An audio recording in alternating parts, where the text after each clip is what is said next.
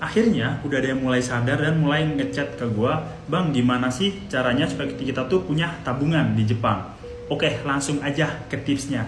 Yang pertama, ketika kita menerima gaji pertama, itu jangan semuanya dikirim ke orang tua. Malahan kalau bisa tuh jangan dikirim dulu. Karena gini ya teman-teman, kita tuh hidup di luar negeri. Nah, karena kita hidup juga sendiri, ya kan? Kalau misalnya lu kirim semua, terus ada kejadian hal-hal yang tidak diinginkan nih, misal kayak kecelakaan, terus lu sakit, atau ada biaya-biaya yang tidak diprediksi tiba-tiba datang, pada akhirnya lu akan susah sendiri kalau misalnya lu nggak pegang duit. Dan di sisi lain keluarga lu yang ada di Indonesia itu nggak bisa ngebantu lu gitu. Gini ya, bukannya gua ngajarin lu untuk jadi anak durhaka atau gimana. Kalau misalnya kita kasih semua terus kita gak ada duit nih, tiba-tiba kita sakit. Nah karena kita sakit, kita gak ada duit, kita gak bisa beli makan, kita gak bisa bayar rumah sakit, terus ya pokoknya susah lah ya kalau misalnya gak ada duit itu. Dan kalau misalnya sakit kan lu juga nggak bisa kerja, berarti gak ada pemasukan. Di sisi lain lu nggak punya tabungan, nah akhirnya lu susah sendiri. Jadi gajian di bulan pertama itu lu simpen untuk mempertahankan diri lu, untuk melindungi diri lu. Yang kedua, duitnya itu gua pecah-pecah dulu. Jadi setelah gua gajian, untuk uang tabungan itu langsung gua save, gua amanin dulu karena ini emang gua tabung. Nah, kalau misalnya kayak uang makan, terus uang buat jajan-jajan, dan uang untuk kayak jalan-jalan, itu ada lagi ya. Misalnya begini, duitnya 10 juta nih. Nah, duit untuk makan tuh 3 juta. Terus duit untuk jajan kayak beli beli di Amazon gitulah. Gue nyebutnya jajan biasanya ya. Itu 1 juta. Terus untuk jalan-jalan misalnya gue pengen ke Osaka atau gue pengen main-main sama teman-teman gue, itu 1 juta. Jadi total kan ada 5 juta nih.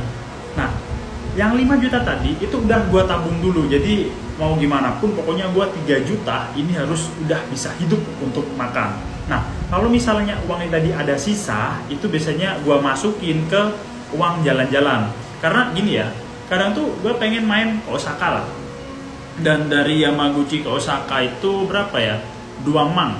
Kalau pulang pergi berarti 4 mang atau kurang lebih 4 juta. Nah itu gua tabung dulu 1,5 juta atau 1 juta. Ketika udah musimnya liburan gitu, musim dingin atau musim panas, duit gua udah siap. Jadi gua nggak yang bingung-bingung kayak pinjam sana pinjam sini atau ngeharapin bonusan. Yang ketiga, nah kita kan udah punya tabungan nih, tabungan dinginnya anggap aja 5 juta. Nah dari 5 juta itu teman-teman mau kirim ke orang tua teman-teman berapa? Katakanlah 2 juta. Jadi teman-teman masih punya tabungan 3 juta. Ngomong-ngomong soal menabung itu konsepnya bukan menyisakan tapi menyisihkan. Maksudnya gimana tuh?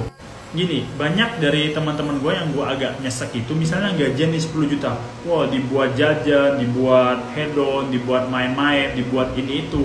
Nah nanti sisanya baru ditabung. Sebenarnya ya sah-sah aja sih, terserah gitu kan, karena itu duit-duit lu, hak lu, gue nggak ada nggak ada wewenang atau hak untuk melarang lu ya.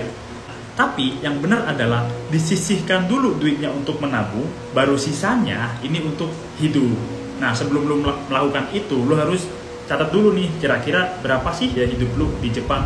Itu lu sendiri yang tahu. Dan ini udah gua terapin di dalam hidup gua. 3 tahun di Jepang, alhamdulillahnya gua nggak pernah ngerasa kayak di bawah banget duit sampai gak ada, itu alhamdulillah nggak pernah. Kenapa? Karena gua selalu sisihkan duit gua. Kayak gua juga bikin dana darurat. Dan dana darurat itu untuk kejadian hal-hal yang tidak terduga ya teman-teman. Misalnya kayak ada kegiatan bersama gitu. Nah tiba-tiba tuh biasanya di tempat gua ada kegiatan bersama kayak patungan nih 300.000. Nah kalau misalnya teman-teman gak ada tabungan, itu teman-teman bingung, aduh gua pengen ikutan nih tapi gua gak ada duit. Nah gitu kan akhirnya menyusahkan teman-temannya yang lain. Gini ya, bukannya gua ngajarin gak butuh orang, kita tuh makhluk sosial, gue pun juga masih butuh orang. Cuman alangkah baiknya kalau misalnya kita tuh tidak merepotkan orang lain, bener kan? Malah kalau bisa tuh kita ngebantu, iya dong. Karena gini, kita tuh nggak tahu keadaan ekonomi tiap orang ya, pasti keadaannya beda-beda. Mungkin aja teman lu sekarang lagi kesusahan finansial, mungkin aja teman lu sekarang lagi punya banyak hutang. Nah itu kan kita juga nggak tahu ya. Nah kalau misalnya tiba-tiba lu pinjam ke dia dan dia juga ada tanggungan di rumah, kira-kira dipinjemin nggak? Kalau misalnya dipinjemin mah alhamdulillah, kalau misalnya enggak, akhirnya susah lu sendiri. Dan yang terakhir tapi gak kalah penting, tujuan lu buat menabung itu apa? Kalau misalnya lu nabung doang dan lu gak ada tujuan, itu kayak mengambang ya teman-teman. Kayak lu menabung tapi lu nggak tahu itu buat apa, duitnya buat apa, jadi gak enak. Misalnya lu tentuin tujuan lu apa, lu pengen beli rumah atau lu pengen beli mobil, beli motor, kayak gitulah contohnya ya, gampang. Oke deh, gitu aja. Kalau misalnya ada yang mau diobrolin bisa ngobrol di kolom komentar. Jameti kurete arigato, mata nih.